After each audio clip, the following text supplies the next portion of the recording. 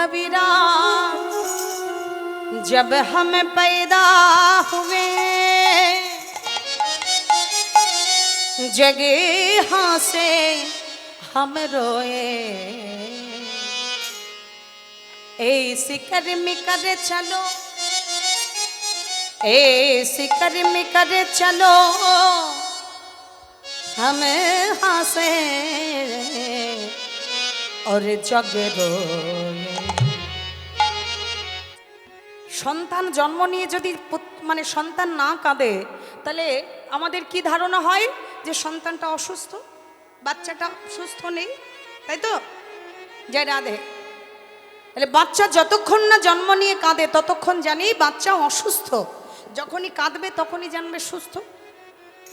এখন মা নানান প্রকারে যখন কিনা কোনোভাবেই কাঁদছে না, তখন কোনো একজন বৈষ্ণব এসে ওই পুত্রের কানে দিয়েছে কৃষ্ণ নাম, আর কৃষ্ণ নাম পেতেই বাবা বাচ্চাটা চিৎকার করে কেঁদে উঠেছে।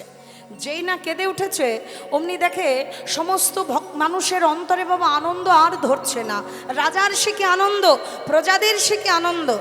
বাচ্চাটি মনে মনে ভাবছে এতক্ষণ কাঁদছিলাম না, সকলের মুখটা কালো ছিল, আর যেই কেঁদে উঠলাম অমনি সঙ্গে সঙ্গে সকলের মুখে এত হাসি ফিরে এলো। ব্যাপারটা কি না, আমি কাঁদলে এরা খুশি হয় আর আমি না কাঁদলে এরা অখুশি হয়, ব্যাপারটা কি? বাচ্চাটা তখন মনে মনে ভাবছে যে আমি কাঁদলাম বলে এরা সবাই হাসলো, এবার আমাকে এমন কিছু করে রেখে যেতে হবে যে যাবার বেলায় আমি হাসতে হাসতে যাব, আর এই জগৎবাসী সারাটা জীবন আমার জন্য কাঁদবে। নিতাই গৌর হরি। মনুষ্যকুলে জন্মগ্রহণ করাটাই বাবা আমাদের প্রধান লক্ষ্য নয়। আমি কে কতটা ধনী হবে, কে কতটা জ্ঞানী মানী হবে, এটাই আমাদের প্রধান লক্ষ্য নয়। মনুষ্যকুলে জন্মগ্রহণ করে আমাদের লক্ষ্য থাকা চাই। ভগবান শ্রীকৃষ্ণ গীতার পাতায় বললেন যে মানুষ জন্ম নিয়ে শুধু ভালো খাবো, ভালো পড়বো, ভালো থাকবো, এটাই যেন মানব জীবনের লক্ষ্য না হয়।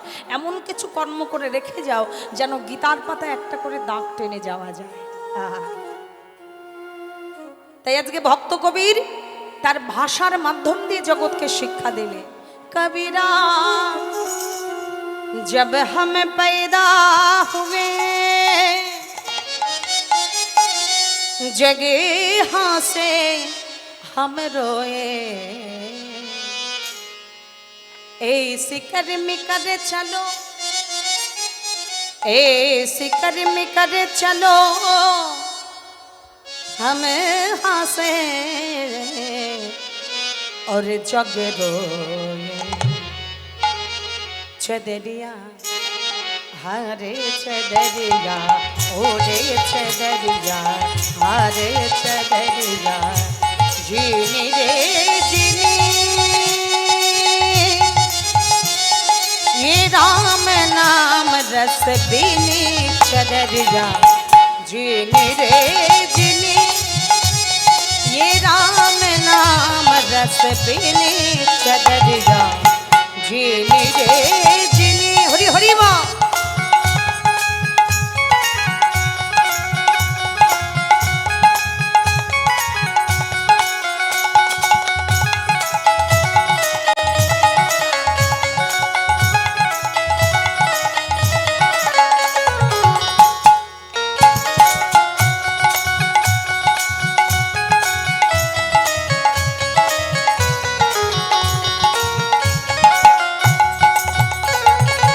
अष्टकमल का चरखा बनाया, पाँच तक की पूनी छदरिया, ये पाँच तक की पूनी।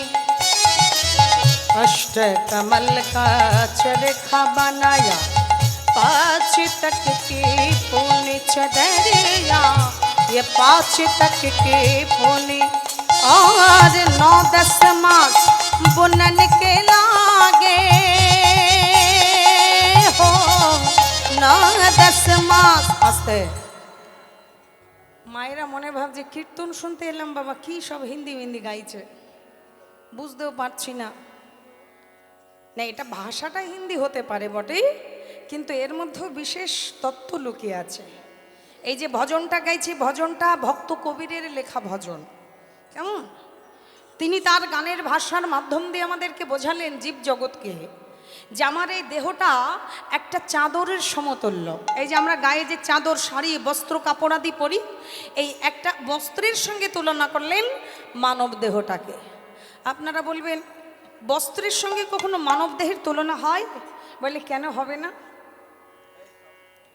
কেন হবে না? একটা বস্ত্র যেমন পরিধান করতে করতে সুতোগুলো ছিঁড়ে যায়, নোংরা হয়ে যায়, ময়লা হয়ে যায়, সেটা অকারণ হয়ে যায় আমাদের কাছে, তখন সেটাকে ফেলে দিই। ঠিক তদ্রূপেই দেহটাকে পরিবহন করতে করতে একটা সময় দেখা যায় দেহটার সুতোগুলো বাবা ছিঁড়ে যায়। চক্ষু, কর্ণ, নাসিকা, জিহ্বা, ত্বক, যতগুলো ইন্দ্রিয় আছে বাবা, প্রত্যেকটা ইন্দ্রিয় আমাদের কাছে অকেজো হয়ে যায়। আর যখন আমাদের শরীরের সমস্ত ইন্দ্রিয়, অঙ্গ প্রত্যঙ্গ অকেজো হয়ে যায়, তখন একটা দিন দেখা যায় বাবা এই দেহটার আর কোনো মূল্য থাকে না। তখন চারজনা কাঁধে করে নিয়ে ওই মরালি শ্মশানে ফেলে দিয়ে আসে। এ বাবা, তাই তো? চাদরটাকে আমরা ছুঁড়ে মেরে দিই, আর এখানে দেহটাকে চারজনা কাঁধে করে নিয়ে বাবা জ্বালিয়ে দিয়ে আসে শ্মশান ঘাটে। হরি বল। এবার আপনারা বলবেন বাবা চাদর, কাপড়, গামছা তৈরি হয় আমাদের দরাবপুরে, কিন্তু এই দেহটা যদি একটা কাপড় সমতুল্য, একটা বস্ত্র সমতুল্য, তাহলে এই দেহরূপী বস্ত্রটা কোন জায়গায় তৈরি হয়েছে? কে তৈরি করেছে? তাহলে বলতে হয় বাবা এশিয়া মহাদেশের মধ্যে আপনি তাকে খুঁজে পাবেন না। তাকে জানতে গেলে, তাকে চিনতে গেলে যেতে হবে একবারে সোজা ব্রহ্মলোকে, যার নাম হলো সৃষ্টিকর্তা ব্রহ্মা, যার ফ্যাক্টরিতে 56 কোটি জীবের সৃষ্টি প্রতিনিয়ত, প্রত্যেকটা দিন, একদিন দুদিনের জন্ম নয়, প্রতিদিন জন্ম হচ্ছে বাবা। হরি বল। কেমন? প্রত্যেকটা দিন জন্ম হচ্ছে সেই ব্রহ্মার কোম্পানিতে বাবা। 56 কোটি জীব। কি কি? এই পিপিলিকা থেকে হাতি পর্যন্ত, আবার আমার মতন সাধারণ পাবলিক থেকে একজন রাষ্ট্রপতি পর্যন্ত, সব কিন্তু ওই ফ্যাক্টরিতে। এই জানেন তো ভাই, বলতে গিয়ে একটা গল্প মনে পড়ে গেছে, বলবো? আপনারা যদি শোনেন তাহলে বলবো, আর উঠে গেলে বলবো না। এই ব্রহ্মার ফ্যাক্টরিতে 56 কোটি সৃষ্টি তো জীবে, এ ব্রহ্মার একদিন খুব অহংকার হয়, মনে মনে ভাবছে আমার ফ্যাক্টরিতে এত জীবের সৃষ্টি হয়, আমি সবাইকে সৃষ্টি করি, তাহলে দেব দেবতা, যোগী, ঋষি, মুনি, ধ্যানী, জীব, জন্তু, জানোয়ার সব আমার কোম্পানিতে তৈরি, অথচ আমার তো কেউ পুজো করে না। আমার ফ্যাক্টরিতে তৈরি হলো মনসা, কার্তিক, গণেশ, সব কই তাদের পুজো হচ্ছে, আমার তো কেউ পুজো করে না। সত্যিই তো বাবা, লক্ষ্মী, কার্তিক, গণেশ, শিব, দুর্গা, মনসা সবার পুজো হচ্ছে, রাস্তার মোড়ে মোড়ে, ক্লাবে, স্কুলের মাঠে, সব জায়গায় হচ্ছে, ঘরে ঘরে। কিন্তু বাবা ব্রহ্মার পুজো কেউ দেখেছেন? না বাবা, মেদিনীপুর ডিস্ট্রিক্টে, না দিনাজপুরে, না বীরভূম, না বাঁকুড়া, না উত্তর 24 পরগনা, দক্ষিণ 24 পরগনা, কোনো জায়গায় বাবা হচ্ছে না। কোথাও আমরা ব্রহ্মার পুজো হতে দেখি না। তো ব্রহ্মা একদিন মনে মনে ভাবছে যে আমার কতটা গুরুত্ব, এটা যদি জানাতে হয় তাহলে গোলক বিহারী শ্রীহরির কাছে আমাকে যেতে হবে, নইলে উনি ওখান থেকে পারমিশন না দিলে আমার পুজো কেউ করবে না। ওখান থেকে আমাকে ডিক্লারটা বের করতে হবে। তাহলে যাওয়া যাক। এখন ব্রহ্মাজি বাবা মনে মনে খুব অভিমান নিয়ে, খুব রাগ নিয়ে গোলক বিহারী শ্রীহরির কাছে পৌঁছে গেছে। হ্যাঁ, যখন যাচ্ছে ভগবানের নাম গাইতে গাইতে যাচ্ছে, বেদনাহারি ও হে শ্রী মুরারি, নম নম নম নম হরি হরি মা। বেদনাহারে ও হে শ্রী মুরারি, নম নম প্রভু নম নম। ও গো বেদনাহারি ও হে শ্রী মুরারি, নম নম প্রভু নম নম। সন্ধ্যা সকালে ডাকি হে তোমারে, সন্ধ্যা সকালে ডাকি হে তোমারে, সন্ধ্যা সকালে ডাকি হে তোমারে, সকালে ডাকি হে তোমারে। হৃদয়াঙ্গিনায় মম বেদনাহারে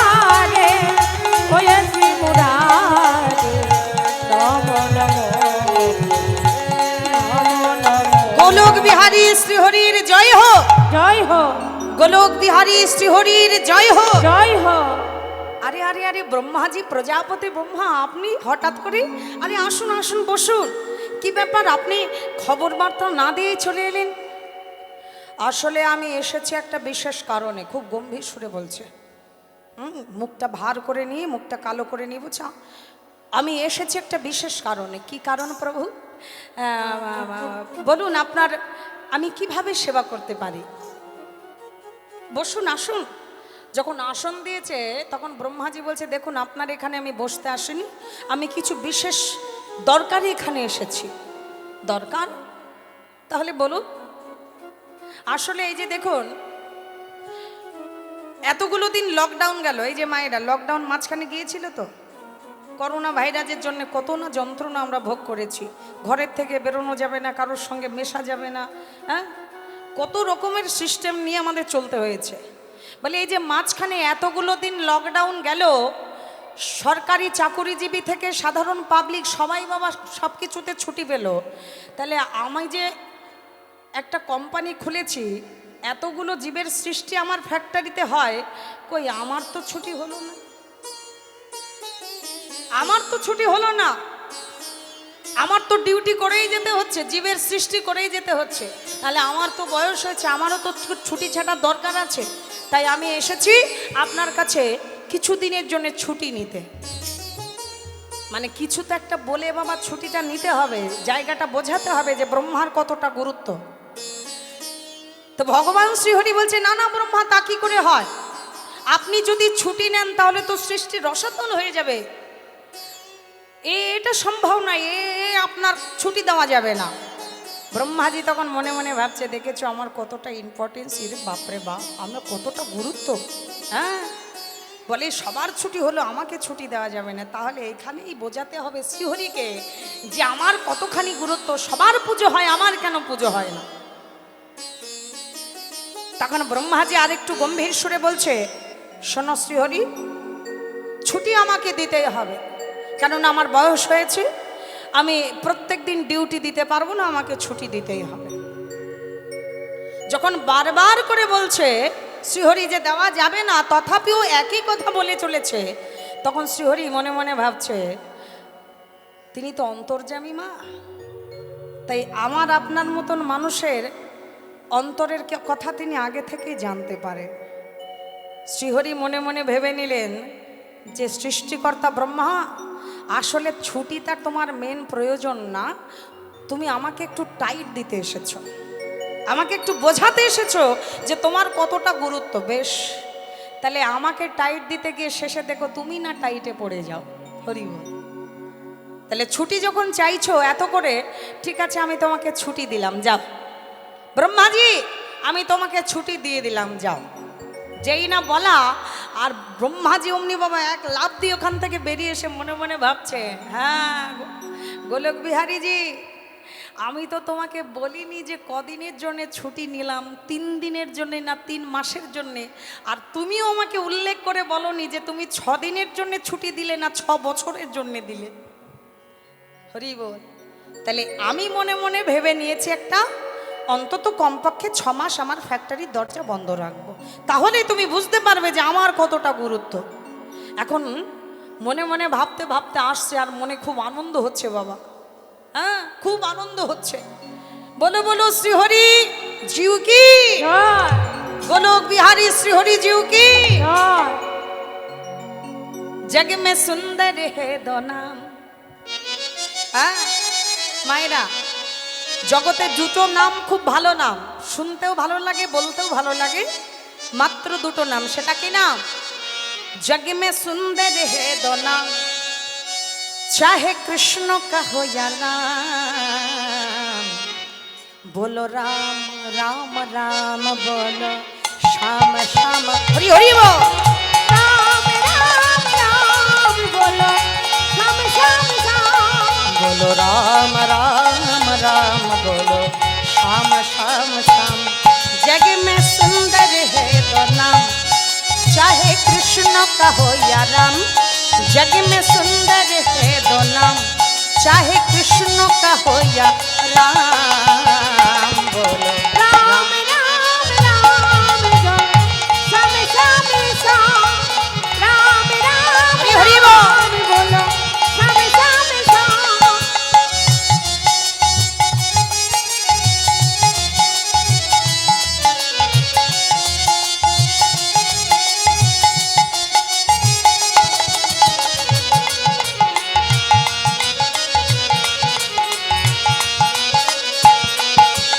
माखन ब्रिज में एक चुरावे, अरे माखन ब्रिज में एक चुरावे, एक पेड़ भिलनी के खावे, और दोनों प्रेम से भरे अनोखे, और दोनों प्रेम से भरे अनोखे, दोनों के है काम बोलो राम राम राम बोलो श्याम श्याम श्याम बोलो राम श्याम श्याम बोलो राम श्याम श्याम बोलो राम बोलो राम बोलो राम बोलो राम बोलो राम राम राम बोलो श्याम श्याम श्याम बोलो राम राम राम बोलो श्याम श्याम श्याम।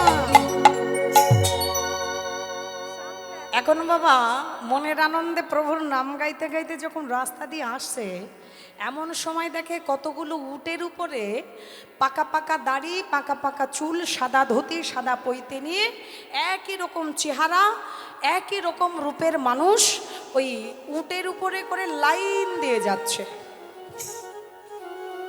ব্রহ্মা তখন মনে মনে ভাবছে, একই রকম দেখতে উটের উপরে সবাই মিলে লাইন দিয়ে এরা সব যাচ্ছে কোথায়? একই রকম চেহারার মানুষ এতগুলো হয়? একটা থেকে দুটো হতে পারে, তাই বলে একই সঙ্গে এতগুলো, এদের দেখে তো মনে হচ্ছে না যে আমার ফ্যাক্টরিতে এদের তৈরি। তাহলে এরা কোন ফ্যাক্টরিতে তৈরি হয়েছে বাবা? একটু কাছে কাছে এগিয়ে গেছে, দেখতে যেন হুবহু নিজের মতন, একবারে ব্রহ্মার মতন দেখতে। তখন ব্রহ্মা এই সবার সামনে যিনি উটের উপরে আছেন তার সামনে গিয়ে হাত দুটো বিস্তার করে এমনি করে প্রসারিত করে দাঁড়িয়ে বলছে, এই যে ও ভাই, তোমরা একটু দাঁড়াও না, আমার দুটো প্রশ্ন আছে, একটু দাঁড়াও ভাই, একটু দাঁড়াও। যেই না বলা একটু দাঁড়াও, অমনি সবার সামনে যিনি উটের উপরে তিনি বলছে, দাদা আপনি দয়া করে আমাকে বাধা দেবেন না, আমার খুব তাড়া আছে, আপনার প্রশ্ন যদি থাকে আপনি পিছনের জনকে জিজ্ঞেস করুন। তো ব্রহ্মা মনে ভাবছে সত্যি বোধহয় ওনার খুব তাড়া, তাহলে পেছনের জনকে জিজ্ঞেস করি। এখন 2 নম্বরে যিনি উটের উপরে আছেন তার সামনে গিয়ে বলছে, দাদা একটু দাঁড়ান, আমি মাত্র 2টো প্রশ্ন করব, উত্তর দিয়ে আপনি চলে যাবেন। যেই না পেছনের জনের সামনে দাঁড়িয়েছে তখন পেছনের জন বলছে, দাদা আপনি বোধহয় বুঝতে পারছেন, আমার সামনে অলরেডি একজন পৌঁছে গেছে, আমার আগে একজন চলে গেছে, অতএব আমারও প্রচণ্ড তাড়া, আমার আগে যদি একজন চলে যায় তাহলে আমার লক্ষ্যটা পূর্ণ হবে না, তাই আপনি দয়া করে আমার পেছনের জনকে আপনার প্রশ্ন করুন। যখন 3 নম্বরের কাছে গেছে গিয়ে বলছে, দাদা মাত্র 2টো প্রশ্ন, উত্তর দিয়ে যান না দাদা। তখন 3 নম্বর উটের উপরে যিনি আছেন উনি বলছে, দাদা আপনার বোধহয় একটু জ্ঞানকাণ্ড কম আছে, দেখতেই পাচ্ছেন আমরা খুব তাড়া নিয়ে একটা জায়গায় যাচ্ছি, আপনি কেন আমাদের বাধা সৃষ্টি করছেন বলুন তো? যদি আপনার প্রশ্নের উত্তর চাইতে হয় আপনি আমার পেছনের জনের কাছে যান। এখন যার কাছে যাচ্ছে সেই বাবা পেছনের জনের কাছে পাঠিয়ে দিচ্ছে। ব্রহ্মা মনে মনে ভাবছে, লাইনে অনেকে আছে বাবা, এখন এই করতে করতে আমার সময় নষ্ট হবে, এর থেকে এই ভালো সবার শেষে যিনি আছে আমি তার কাছে যাই, তাহলে তিনি আর বলতে পারবেন না যে আমার পেছনের জনের কাছে জিজ্ঞেস কর। সবার শেষে যিনি আছেন উটের উপরে বসে তার কাছে গিয়ে প্রশ্ন করছে, দাদা দাদা একটু দাঁড়ান, আমার মাত্র 2টো প্রশ্নের উত্তর আপনি দিয়েই চলে যাবেন, আপনাকে আমি ধরে রাখব। তখন সবার শেষে যিনি উনি মনে মনে ভাবছে, বেচারা অনেকক্ষণ ধরে লাইনে ঘোরাঘুরি করছে, প্রশ্নের উত্তর পাচ্ছে না, তাহলে আমার কাছে এসেছে যখন আমি উত্তরটা দিয়েই যাই, আমি তো এমনি লাস্টে পড়ে আছি। তখন ওই উটের উপরে যিনি বসে আছেন তিনি তখন ব্রহ্মাকে ডেকে বলছে, বলুন দাদা আপনার কি সমস্যা, কি প্রশ্নের উত্তর আপনি চান? বলে, আমার প্রথম প্রশ্নের প্রশ্ন হলো, আপনারা সবাই কারা? এই একই রকম দেখতে, একই ডিজাইন, এই আপনারা সবাই কারা? তখন ওই উটের উপরে যিনি বসে আছেন তিনি তখন বলছে, সে কি দাদা, আপনি আমাদের চিনতে পারছেন না? আরে আমরা তো সবাই ব্রহ্মা। আর যেই না বলে আমরা সবাই ব্রহ্মা, তখন ব্রহ্মার চোখগুলো বাবা গুলির মতন হয়ে গেছে, একবারে গোল গোল। বলে, আই সাহস তো মন্দ নয়, তোমরা স্বয়ং সাক্ষাৎ ব্রহ্মার সম্মুখে দাঁড়িয়ে ঠাট্টা করছো, পরিহাস করছো আমাকে নিয়ে। দেখতে পাচ্ছ যে স্বয়ং ব্রহ্মা তোমাদের সামনে দাঁড়িয়ে আছি। বলে, ব্রহ্মা যদি কেউ থাকে সে হলো একমাত্র আমি, তোমরা সত্য করে বলো তোমরা কারা? তখন ওই উটের উপরে যিনি বসে আছেন উনি বারবার করে বলছেন, দাদা আমি সত্যি বলছি, আমরা সবাই ব্রহ্মা। বলে, কি করে তোমরা ব্রহ্মা? বলে, আমার মনে হচ্ছে দাদা আপনার বয়সের সাথে সাথে স্মৃতিশক্তিটা একটু লোপ পেয়েছে। বলে, কেন? না আপনি বোধহয় জানেন না, একটা ব্রহ্মাণ্ডে একটাই সূর্য থাকে। বলে, হ্যাঁ থাকে। আচ্ছা আপনি এটা কি জানেন, একটা ব্রহ্মাণ্ডে কটা চন্দ্র থাকে? বলে, একটাই চন্দ্র থাকে। আচ্ছা একটা ব্রহ্মাণ্ডে কটা ইন্দ্র থাকে? একটাই ইন্দ্র থাকে। বাহ, তাহলে আমার প্রশ্নের উত্তরগুলো যখন আপনি দিয়ে দিচ্ছেন, আপনার প্রশ্নের উত্তরটাও আমি দিয়ে দেব। তাহলে একটা ব্রহ্মাণ্ডে যদি একটা সূর্য থাকে, একটাই চন্দ্র থাকে, একটাই ইন্দ্র, একটাই শিব থাকে, তাহলে এই জগতে তো একটা ব্রহ্মাণ্ড নয়, অনন্ত কোটি ব্রহ্মাণ্ড আছে। আর অনন্ত কোটি ব্রহ্মাণ্ডে অনন্ত কোটি সূর্য আছে, অনন্ত কোটি চন্দ্র আছে, অনন্ত কোটি ইন্দ্র আছে, তদ্রূপ অনন্ত কোটি ব্রহ্মাও আছে। হরি বল। এক একটি জীব মানে এক একটি ব্রহ্মাণ্ড। বোঝা গেল মা? এক একটা জীব মানে এক একটা ব্রহ্মাণ্ড। তাহলে অনন্ত কোটি জীব এই জগতে আছে, তার মানে অনন্ত কোটি ব্রহ্মাণ্ড আছে, আর অনন্ত কোটি ব্রহ্মাও আছে। তখন ব্রহ্মার মাথায় হাত, সর্বনাশ। তাই তো আমি অঙ্কে এতটা কাঁচা, আমি এই হিসাবটা এতদিন জানতাম না। ব্রহ্মা তখন বলছে, এবার বুঝতে পারলাম যে তোমরা সবাই ব্রহ্মা। আচ্ছা তাহলে 2 নম্বর প্রশ্ন হচ্ছে, তোমরা সবাই এই উটের উপরে করে লাইন দিয়ে কোথায় যাচ্ছ? তখন ওই উটের উপরে যিনি বসে আছেন যে ব্রহ্মা, ইনি তখন এই ব্রহ্মাকে উত্তর দিচ্ছে, দাদা সে কি আপনি জানেন না, এই মাত্র ইন্টারনেটে খবর পেলাম। হরি বল। এখন তো ইউটিউবের যুগ হয়ে গেছে বাবা, সব ঘরে বসে দেখা যাচ্ছে। এই মাত্র খবর পেলাম এই ব্রহ্মাণ্ডের ব্রহ্মা নাকি কিছুদিনের জন্য ছুটি নিয়েছে, তাই এই ব্রহ্মাণ্ডটা খালি পড়ে আছে। মানে এই ব্রহ্মাণ্ডের যে ব্রহ্মলোক, সেখানকার ব্রহ্মা যদি ছুটি নেয়, তাহলে সেই ব্রহ্মলোকের সিংহাসনটা খালি পড়ে আছে। আর আমরা খবর পেয়েই ছুটতে ছুটতে যাচ্ছি। কোথায় যাচ্ছ জানো তো? আমরা একটা সময় শ্রীহরিকে আমাদের গুরুত্ব বোঝাতে গিয়ে আমরা ছুটি চাইতে গিয়েছিলাম, আর শ্রীহরি আমাদের এমন ছুটি দিয়ে দিয়েছে, জীবনের মতন একবারে লকডাউন করে দিয়েছে। আমাদের ব্রহ্মাণ্ডের দরজা এমন করে বন্ধ করে দিয়েছে ব্রহ্মলোকে, যে আমাদের সিংহাসনে আর বসবার সুযোগ পেলাম না। তাই এখন সবাই শুনতে পেয়েছি যে এই ব্রহ্মাণ্ডের এই ব্রহ্মলোকের ব্রহ্মাও নাকি ছুটি নিয়েছে, তাই এই সিংহাসনটা খালি পড়ে আছে। এবার আমরা সবাই যাচ্ছি ইন্টারভিউ দিতে, যদি হারানো চাকরিটা ফিরে পাওয়া যায়। নিতাই গৌর হরি। ব্রহ্মা তখন মাথায় হাত দিয়ে বলছে, সর্বনাশ, আমি ভগবানকে সোজা করতে গিয়ে তো এখন নিজেই সোজা হয়ে গেলাম, এখন কি হবে? এই ব্রহ্মা যখন মাথায় হাত, এমন সময় চোখ বন্ধ করে মাথায় হাত দিয়ে পড়ে আছে ব্রহ্মা চিন্তিত অবস্থায়, যে আমি এ কি করলাম, আমি জেনে বুঝে আমার রাজ্য হারিয়ে দিলাম, আমার সিংহাসন আমি ছি ছি ছি, আমি কি করলাম। আর এমন সময় গোলক বিহারী শ্রীহরি এসে সম্মুখে দাঁড়িয়ে ডেকে উঠল, প্রজাপতি ব্রহ্মা। কে কে কে? আমি গো আমি। প্রভু তুমি? আমাকে যে আসতেই হতো ব্রহ্মা, নইলে যে তুমি বড় সমস্যায় পড়ে গিয়েছ। প্রভু আমি বুঝতে পারিনি যে আমি তোমাকে একটু পানিশমেন্ট দিতে গিয়ে আমি নিজেই পড়ে যাব পানিশমেন্টে। প্রভু এ আমার কি হলো? ব্রহ্মা, এতদিন তোমার বড় অহংকার ছিল, তুমি হাজারো হাজারো লক্ষ লক্ষ কোটি কোটি জীবের সৃষ্টি করো, তুমি হলে সৃষ্টিকর্তা, তুমি ছাড়া জগতে সৃষ্টি করার কেউ নেই। কিন্তু একটা কথা জেনে রেখো, রাজমিস্ত্রি যিনি, তার ঘর করার ক্ষমতা আছে, কিন্তু ম্যাটেরিয়াল তৈরি করে ঘর করার ক্ষমতা তার নেই।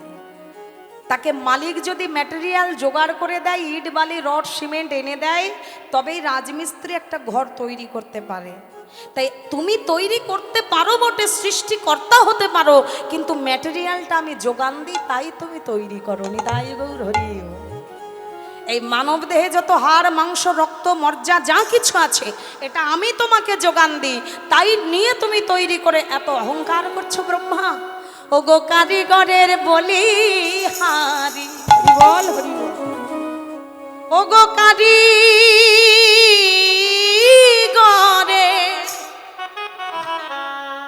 বলি হারি, বলো বলো সেই মিস্ত্রির কথায় ঘর, ধন্য কারিগর কে বানালো এমন ঘর, ধন্য কারিগর। হরি হরি বল। কে বানালো এমন ঘরে ধন্য কারিগর, বলি কে বানালো এমন ঘরে ধন্য কারিগর। ও গো কারিগরের বলি হারি, ও গো কারিগরে,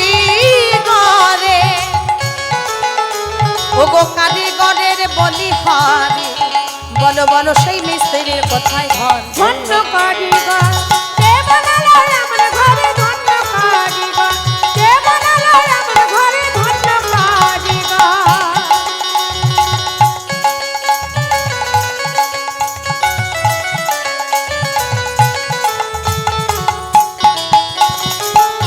হরি হরি বল। এ ঘরের মোট দুটি খুঁটি, বেশ পরিপাটি, আবার বাঁধন ছাদন দড়ি দড়া 3.5 কোটি।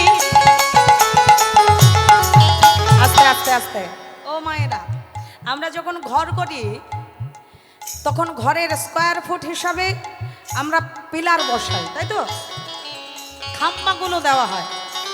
যত ঘরের পরিধিটা বাড়ে, যত স্কোয়ার ফুট বাড়ে, তত পিলারও বেড়ে যায়, তাই তো? এটাই হিসাব।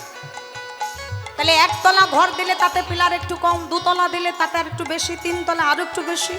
কিন্তু আমার ভগবান দেখুন, এই 14 তলা ঘর তৈরি করেছে মা। এই যে দেহটা দেখছেন, এটা 14 তলা ঘর। এই 14 তলা ঘরে মাত্র 2টো পিলার। এই 2টো পিলার কি? এই 2টো পা, এই 2টো পায়ের উপরে দাঁড়িয়ে আছে বাবা 14 তলা ঘর। হরি বল। এ ঘরের মোট 2টি খুঁটি, বেশ পরিপাটি, আবার বাঁধন ছাদন দড়ি দড়া 3.5 কোটি। এ ঘর চলে বললে আপনি চলে। হরি বল। আস্তে আস্তে। আপনারা বলবেন না 14 তলাটা কি? এই 14 তলাটা কি, কোথায় কিভাবে আছে আপনারা জানতে চাইবেন না? তাহলে একটু শুনুন ভালো করে। এটা খুব গভীরের কথা মা, আত্মতত্ত্বের কথা। বলি উপর তলায় আছে 7 তলা, আর নিচে আন্ডারগ্রাউন্ডে আছে 7 তলা। উপরে কি আছে? ভূলোক, ভুবলোক, জনলোক, তপলোক, সত্যলোক, মহলোক, স্বর্গলোক। এটা হচ্ছে উপর তলায় এই 7 তলা। আর যেটা আন্ডারগ্রাউন্ডে আছে পাতালে, মানে তলে, এটা এখানে আছে আরো 7 তলা। কি? অতল, বিতল, সুতল, তলাতল, রসাতল, মহাতল, পাতাল। এই নিচে আছে বাবা 7 তলা। হরি বল। এই জন্য মহাজন কলম দিচ্ছে, এ ঘরের মোট 2টি খুঁটি, আহা বেশ পরিপাটি, আবার বাঁধন ছাদন দড়ি দড়া 3.5 কোটি। এ ঘরে চলে বললে আপনি চলে, মনামা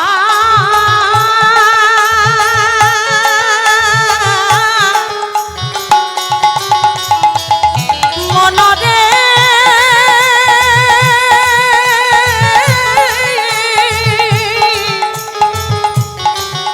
মনে রে মন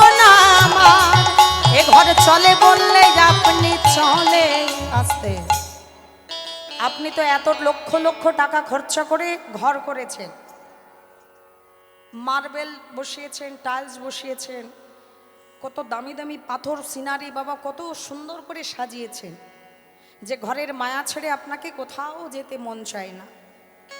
পারবেন আপনার ঘরটাকে আপনি এক জায়গা থেকে আর এক জায়গায় নিয়ে যেতে? হরি বল। লক্ষ লক্ষ টাকার ঘর করে সেই জায়গায় আপনাকে রেখে এইখানে আসতে হয়েছে চটের উপরে, তাই না? এই চটের উপরে বসে থাকতে হয়েছে আপনার ওই ভালো ঘরটাকে ফেলে রেখে। কিন্তু আমার ভগবান এমন একটা ঘর তৈরি করে দিয়েছে, ফোল্ডিং সিস্টেম। দেখুন, আপনি যেখানে নিয়ে যাবেন সেখানে যাবে। যদি বলেন আমি বৃন্দাবনে নিয়ে যাব, নিয়ে যেতে পারেন। যদি বলেন আমি চাকদায় নিয়ে যাব, নিয়ে যেতে পারেন। যদি বলেন আমি হরিদ্বারে নিয়ে যাব, নিয়ে যেতে পারেন। যেখানে যাবেন সেখানেই নিয়ে যাবেন। এই ঘর চলে বললে আপনি চলে, ও গো শুনে যে হয় চমৎকার, ধন্য কারিগর। আহা কে বানালো এমন ঘরে ধন্য কারিগর, কে বানালো এমন ঘরে ধন্য কারিগর। এ ঘরের মোট দরজা নয় খান, এ ঘরের মোট দরজা নয় খান, আবার অসংখ্য জানালা আছে, কে করে সন্ধান। এই যে 14 তলা ঘর, এই 14 তলা ঘরে দরজা কটা? 9খানা দরজা। কোথায় কোথায়? তাহলে একটু ভালো করে দেখিয়ে দিই মা। উপর তলায় আছে 7টা দরজা, আর নিচতলায় মানে আন্ডারগ্রাউন্ডে আছে আর 2টো দরজা। এই 2টো চোখ মানে 2টো দরজা, 2টো কর্ণ, 2টো দরজা। কটা হলো? 4টে। নাসিকায় 2টো ছিদ্র, 6টা। বদনে 1টা, 7টা। এটা উপর তলার কেস। আর নিচতলায় কে আছে? আরও 2টো, পায়ু আর উপস্থ, মানে যেটাকে বলা হয় মলদ্বার আর মূত্রদ্বার। এই 2টো দরজা আছে সেখানে। এই কটা নিয়ে হলো 9টা দরজা। আর জানালা কটা বললাম? অসংখ্য জানালা আছে, কে করে সন্ধান। আস্তে। মানে আমরা ঘরকে যেমন ঠান্ডা রাখতে গেলে জানালার ব্যবস্থা করি, তেমন এই দেহ ঘরটাকে যাতে ঠান্ডা করা হয়, ঠান্ডা করা যায়, বাইরের বাতাস যদি যেমন পাস হতে পারে, তার জন্যে অসংখ্য জানালা আছে। এই জানালাটা কোথায় দেখুন? প্রত্যেকটা লোমকূপের গোড়ায় গোড়ায় দেখবেন ছিদ্র আছে। কিন্তু কি আশ্চর্য সৃষ্টি দেখুন, প্রতিটা লোমকূপের গোড়ায় গোড়ায় ছিদ্র আছে। আমরা পুকুরে ডুবে স্নান করছি, কলের মধ্যে গিয়ে বালতি বালতি জল ঢেলে নিচ্ছি, এক বিন্দু জল কিন্তু শরীরের ভেতরে প্রবেশ হচ্ছে না, তাই না? ভেতর থেকে শাটার দেওয়া হয়ে যাচ্ছে, বন্ধ হয়ে যাচ্ছে, ভেতরে আর যেতে পারছে না। অথচ ভেতরের যে জলটা সেটা যখন গরম হয়ে যাচ্ছে, সেটা আবার বাবা বাইরে বাহির করার কি সুন্দর ব্যবস্থা দেখুন, ঘাম হয়ে বেরিয়ে আসছে। কি অপূর্ব সৃষ্টি আমার ভগবান, তাই না মা? এই জন্য বলে এ ঘরের মোট দরজা 9খান, আবার অসংখ্য জানালা আছে, কে করে সন্ধান। আবার মেপে দেখো 14 প্রভা, ভোলা মনামা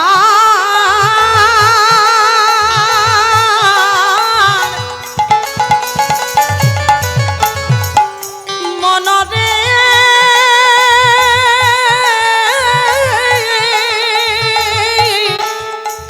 মনরে মনামা। আবার মেপে দেখো 14 প্রভা, বলি 14 ভুবনের ভিতর ধন্য কারিগর।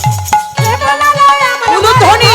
কারিগর, বলি কে বানালো এমন ঘরে ধন্য কারিগর। আহা কারিগরের বলি হারি, আহা কারিগরের বলি হারি, সেই মিস্ত্রির কোথায় ঘর, ধন্য কারিগর। কে বানালো এমন ঘরে ধন্য কারিগর, কে বানালো এমন ঘরে ধন্য কারিগর। তাহলে বুঝতে পারলে তো মা, অহংকার আর হবে? করবে কোনো দিন? আর মায়েরা হাসতে দেখেছো কাণ্ড, বলে আর কোনো দিন করবো না। যে টাইট পেয়ে গেল ব্রহ্মা, আর আমরা তো কোথাকার ছাড় বাবা, নগণ্য মানুষ, আমাদের কি ছেড়ে কথা বলবে? যেখানে সৃষ্টিকর্তা ব্রহ্মা বাবা পার পেল না, আর আমাদের মতন মানুষ তারা কি পার পায়? এই জন্য বলে একদম নয়। যে জায়গায় আছো জায়গাটা ধরে রাখার চেষ্টা করো। অহংকার অভিমান দিয়ে কখনো ভগবানকে জয় করা যায় না। তাকে পেতে গেলে একটাই মাত্র বস্তু প্রয়োজন, সেটা হচ্ছে শুদ্ধ প্রেম আর ভক্তি। নিতাই গৌর হরি। এই জন্য আজকে পদ্মা বুঝতে পেরেছে যে অহংকার করে কিছু পাওয়া যাবে না, শুদ্ধ প্রেম ভক্তি পেয়েই একমাত্র ভগবানকে জয় করা যাবে। এই জন্যে কাঙালিনীর মতন তার কাছে হাত পেতে বাবা ভিক্ষা চাইছে, একটু শুদ্ধ ভক্তি দান করো।